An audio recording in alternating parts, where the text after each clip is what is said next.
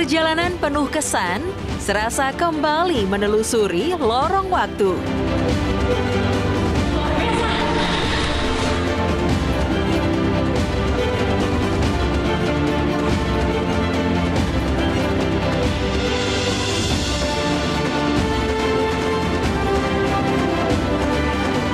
Sejarah yang terpendam di perut bumi dalam dinding gua alami.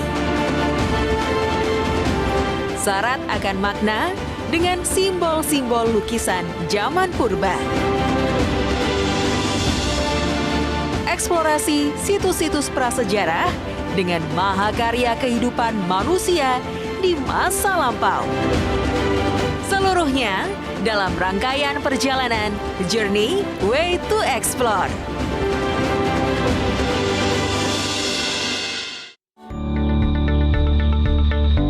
Dengan luas 75.000 hektar, Geopark Kars Maros Pangkep memiliki 440 gua jenis vertikal maupun horizontal, dan sebagiannya bisa dijelajah oleh wisatawan. Nah, kali ini saya melakukan kegiatan caving di Gua Sulaiman, salah satu gua dari puluhan gua yang ada di Geopark Maros Pangkep. Kegiatan caving memang merupakan wisata minat khusus, jadi harus ada pendamping atau tenaga ahli yang paham betul untuk kegiatannya.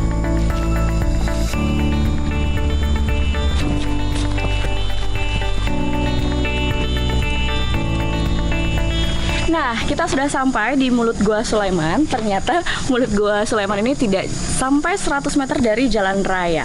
Saya sudah bersama dengan Pak Indra. Pak Indra ini nanti akan menemani saya untuk eksplorasi di Gua Sulaiman. Pak Indra, apa sih yang harus disiapkan dalam kegiatan caving atau eksplorasi gua ini?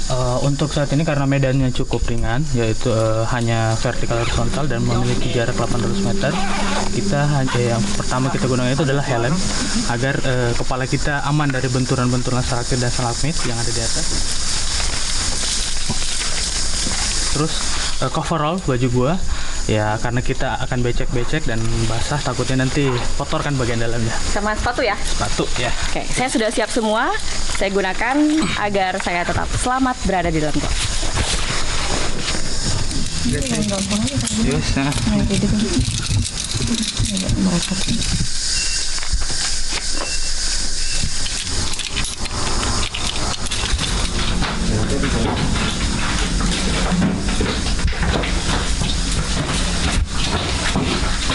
Wah, dari mulut gua, saya langsung menghadapi jalur sempit yang dibatasi dinding gua.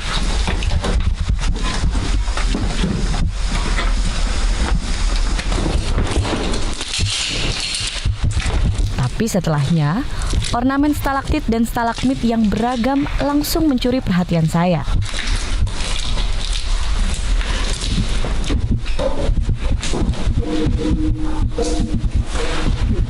Bahkan ada pula stalaktit dan stalagmit yang telah menyambung hingga menjadi tiang gua. Ini bisa bersuara-suara gini, Bang? Ya, isinya kosong. Oh. Saya juga ikutan. Lucu juga ya. Wah, jalannya masuk sini nih. Panjang Gua Sulaiman diperkirakan mencapai 1,2 km. Nah, letak gua ini masih berada di dalam kawasan Taman Nasional Bantimurung Bulu Saraung.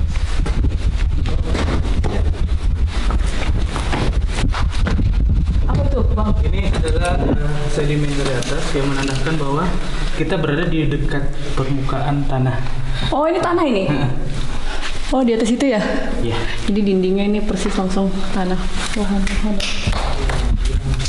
Semakin ke dalam, trek yang harus saya jalani tidaklah mudah. Harus berhati-hati dengan langkah kaki. Kakinya lurus. Oke. Terus ya. Terus. Oke. Let it safely.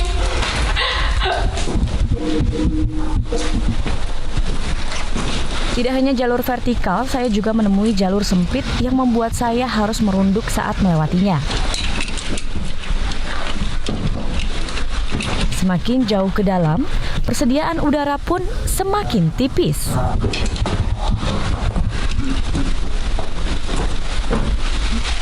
Ayo, sumber air sudah dekat. Wow. Kami melanjutkan perjalanan hingga menemukan Danau Sulaiman.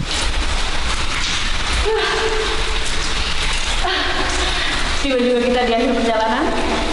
Ini Danau Sulaiman, danau yang ada di dalam goa. Berujungnya sampai mulut goa di bagian sebaliknya dari pintu masuk kita. Cukup dalam, jadi kita sudahi perjalanan sampai di sini. Luar biasa.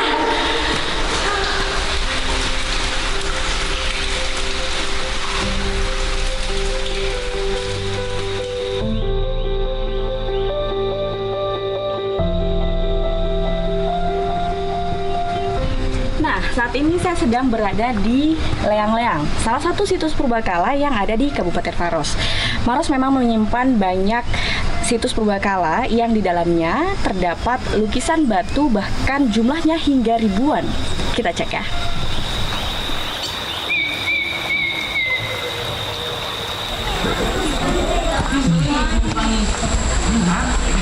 Lestarikan benda cagar budaya agar tidak kehilangan jati diri bangsa.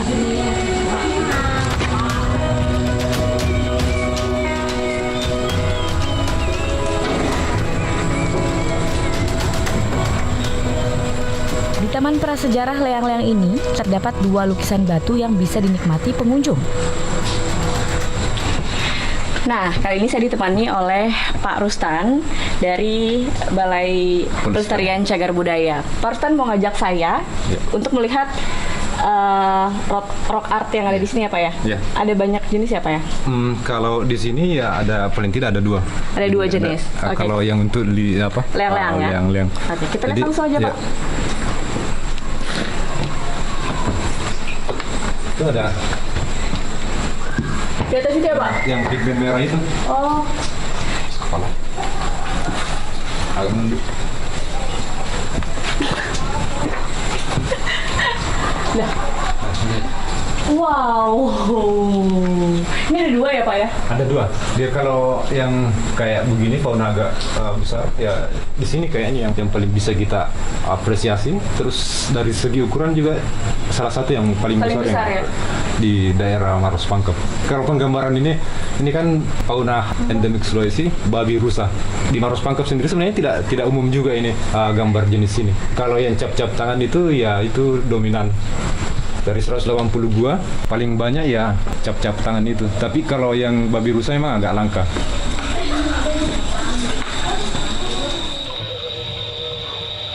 Lukisan hewan khas Sulawesi dan cap tangan manusia purba juga bisa ditemukan di situs Leang Petai.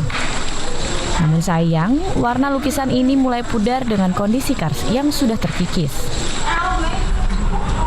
Nah, saking banyaknya lukisan peninggalan prasejarah di goa yang ada di kawasan Maros ini, ada salah satu penelitian yang membuktikan bahwa yang paling tua ini adalah di Leang Timpuseng, 3 km nggak jauh dari sini.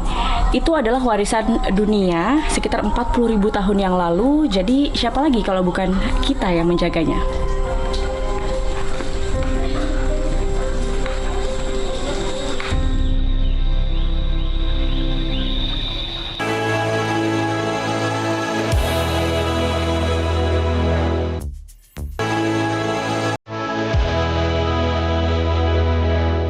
Saya beranjak ke sebuah desa yang memiliki beberapa gua sebagai bukti peninggalan zaman prasejarah. Desa Liang Kobori ini memiliki banyak gua dan juga ceruk. Saya akan ketemu sama sekdesnya untuk melihat ada apa di dalam gua tersebut. Dengan Pak Sekdes ya? Ya, Pak. Ya. Nama guanya apa ini Pak? Ini gua Metanduno. Metanduno. Oke. Ya. Mau lihat-lihat ya Bu di dalam ya. Ayo, mari. Oke, siap.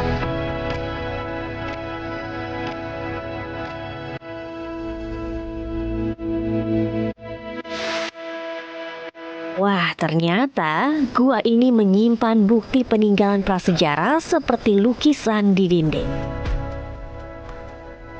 Ya, ini lukisannya Dan ini ada beberapa macam lukisan ini. Oh ini manusia berkuda ini. Oh, manusia berkuda. Ini ceritanya ini lagi berburu. Ini lagi berburu karena kita punya leluhur pada saat itu tinggalnya dalam gua. Jadi sumber makanannya itu makan sehari-hari itu adalah daging binatang. Oke, jadi berburu Jadi ya. ini adalah lukisan-lukisan ini menceritakan riwayat hidup mereka pada saat itu. Oke, itu Iya. kuda. Kalau yang bawahnya Ini itu di apa? bawahnya ini anoa. Oh, anoa. Anoa, terus ada rusa, Ada rusa. dan ada juga manusia sedang bersila. Iya, kenapa menunjukkan bersila itu karena mereka pada saat itu hidupnya berkelompok-kelompok. Jadi mereka itu bagaimana caranya mereka itu untuk mempertahankan diri mereka pada kelompok-kelompok yang lain. Iya, begitu. Ini sudah pernah diteliti sebelumnya atau belum, Pak? Ini sudah pernah diteliti oleh Balai Pelestarian Kebudayaan Wilayah 19 Sulawesi Selatan. Tahun 2019 mereka datang ambil sampel itu bersama peneliti dari Australia, bersama kepala PCBC yang datangkan ke sini. Dan hasilnya itu usia lukisan ini berapa sampai hari ini belum dipublikasikan secara umum lah. Tapi menurut informasi dari kepala BPK itu bahwa usia lukisan ini kira-kira sekitar 63.000 tahun yang lalu. Sudah lama sekali begitu ya. Sudah lama sekali, Bu. Sesuai dengan namanya, Metanduno memiliki arti hewan bertanduk, sehingga banyak lukisan hewan di gua ini.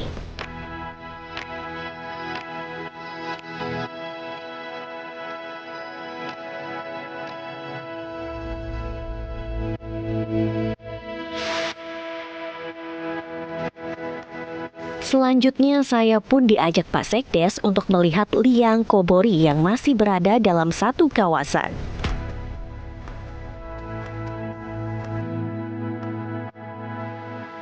Jadi yang membedakan gua ini dengan Metanduno apa?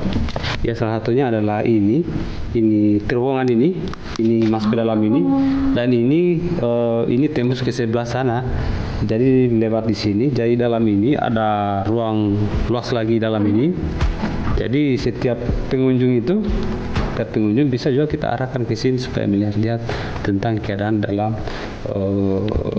gua ini. Iya. Dan ini memang menurut keyakinan leluhur memang kita. Dan ini sebagai tempat kerajaan mereka pada saat itu. Kerajaan Purbakala. Iya, kerajaan Purbakala. Dan di dalam sana ada ruang khusus itu. Di situ ada ruang khusus sangat dan luas juga. Dan di situ kebanyakan masyarakat juga itu tempat ritual-ritual mereka pada saat itu. Meminta keberkahan, keselamatan. Masuk ke area dalam gua, kami harus melewati jalur yang sempit terlebih dahulu.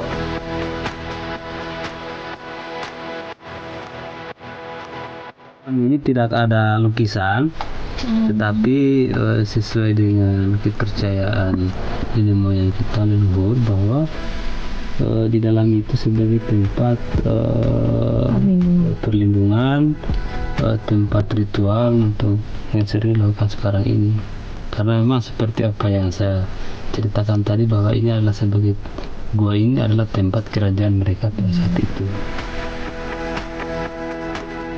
Beginilah suasana ruang bawah tanah liang kobori. Hanya dinding batuan megah yang memiliki lubang-lubang. Dari titik kami berada ini, travelers dapat kembali berjalan sekitar 50 meter untuk menemukan titik keluar yang berbeda.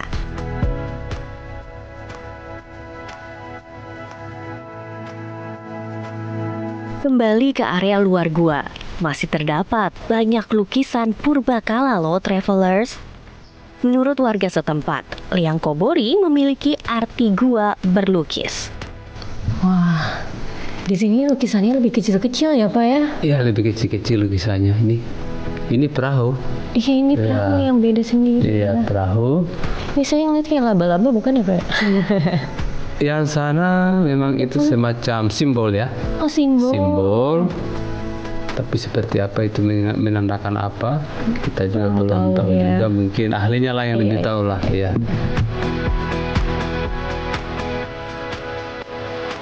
Untuk membuat lukisan tersebut, manusia prasejarah menggunakan racikan seperti tanah liat, darah hewan, lemak hewan, serta getah pohon.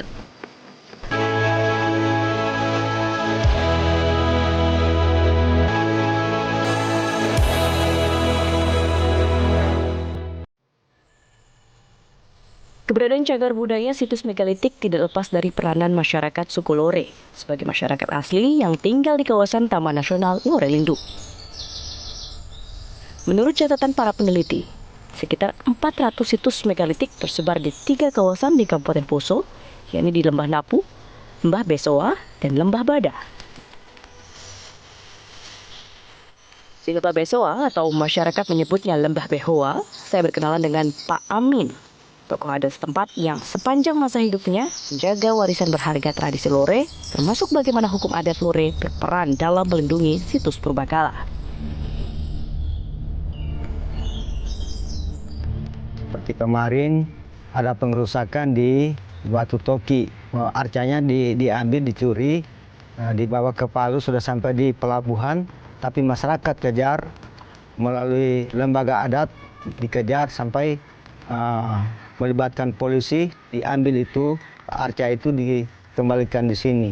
Sehingga pelakunya itu disanksi sangat berat dia, 5 ekor sapi dia bayar itu, dia punya kesalahan itu. Saya asik berbincang dengan Pak Amin di bawah buho atau lumbung padi milik masyarakat suku Lore. Selain menjadi tempat masak atau dapur dengan tungku perapian di tengah, tempat ini memang biasanya dijadikan sebagai tempat mogombo atau tempat musyawarah adat dilakukan. Jadi setiap rumah adat Tambi itu harus ada buhonya karena tempat menyimpan padi. Jadi diibaratkan sebagai suami istri. Kalau Tambi itu suami, buho ini istrinya. Sepasang ya? Ya, sepasang. Makanya di ujung tangga itu ada gambar, di sana wajah laki, di sini wajah perempuan di ujung tangga itu. Ini dia Travelers, tampilan depan dari Tambi, rumah adat suku Lore dan buho atau lumbung padinya. Menarik sekali, saya berkesempatan masuk dan melihat langsung interior bangunan rumah Tambi, warisan asli dari ratusan tahun lalu yang tersisa hanya satu-satunya di Lembah Besoa ini.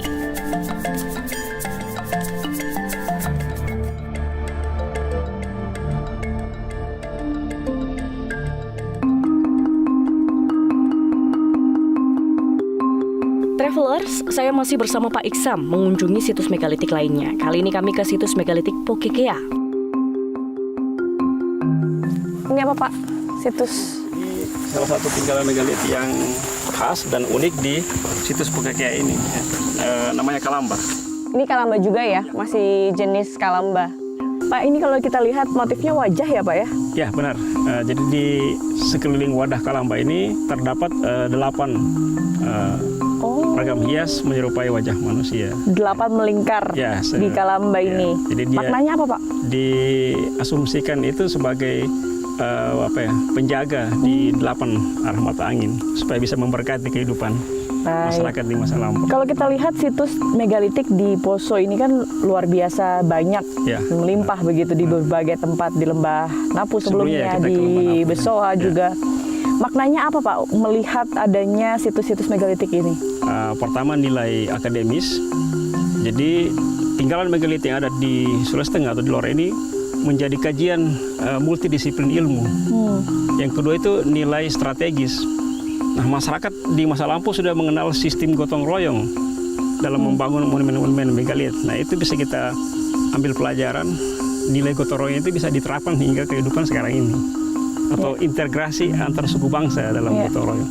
Nah, nilai yang ketiga adalah nilai ekonomis.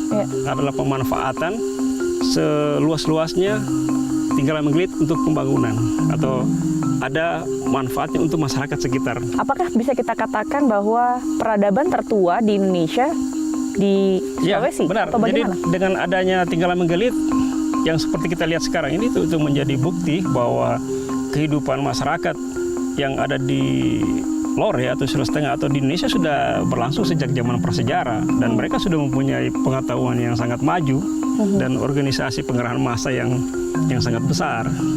Jadi mereka sudah punya teknologi yang sangat berkembang dan itu bisa mengarah kepada bukan lagi istilah kebudayaan tapi peradaban. Karena beberapa studi mengatakan bahwa tinggalan megalit yang ada di Sulawesi Tengah itu bagian dari perjalanan migrasi suku-suku bangsa di Asia Pasifik. Dan kita patut bangga. Nah, kita ya seperti itu, harus bangga dengan tinggalan yang ditinggalkan oleh nenek moyang kita. Situs Pokekea menjadi salah satu situs yang memiliki ragam artefak paling lengkap. Beberapa kalamba yang ada di sini memiliki ragam hias bernilai seni tinggi. Hanya golongan berstrata sosial tinggi saja yang memiliki ragam hias di kalamba atau makam mereka. Hiasan yang menarik salah satunya adalah yang menampilkan makaka Sulawesi.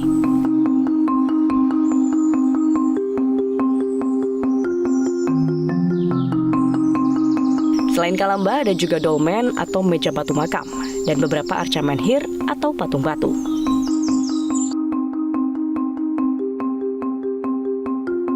Sementara itu ada juga arca menhir dengan bentuk serupa di Lembah Besoa, yakni arca menhir Tadulako. Arca ini dipercaya merupakan penggambaran panglima perang di masa megalitikum.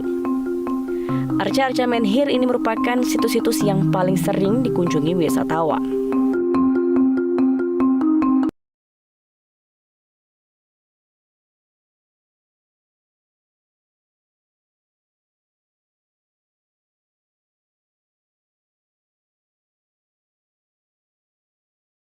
Jelajahi cara baru mendapatkan informasi. Download Metro TV Extend sekarang.